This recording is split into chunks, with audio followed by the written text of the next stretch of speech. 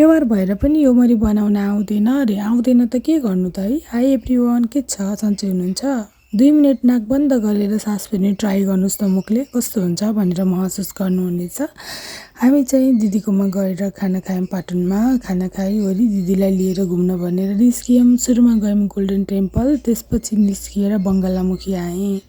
बङ्गलामुखी आइसकेपछि चाहिँ एउटा आन्टी हुनुहुन्थ्यो, हाई गर्नुहोस् त भनेको, हाई गर्दै हुनुहुन्छ भिडियोमा।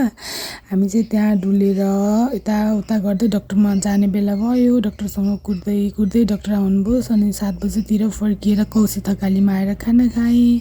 भोलिपल्ट रेडी भइवरी पशुपतिनाथ दर्शन गर्न भनेर निस्किएँ। जिन्दगीमा पहिलोपटक यस्तो अनुभव गरियो कि पशुपतिको मन्दिरमा चाहिँ पूजाआजा गर्न निकै गाह्रो हुने रहेछ कि 1 मिनट पनि आफूलाई अडाएर राख्नै नसक्ने जस्तो। त्यत्रो बेर लाइनमा बसिसकेपछि पनि जाऊ जाऊ जाऊ जाऊ भन्ने, अनि फेरि धकालधुकुल गरेर कस्तो अनुभव बटुले हो। मैले त हजुरहरूले पनि त्यस्तो अनुभव बटुल्नु भएको छ कि नै अचम्म लाग्यो मलाई। तर त्यहाँको भजन कीर्तनले चाहिँ यस्तो मन पशुपतिबाट फर्केपछि फेरि कौशी थकालीमा माम खान आएँ। अनि दिन सकियो। बाई बाई साथीहरू, बाँकी अरू भिडियोमा।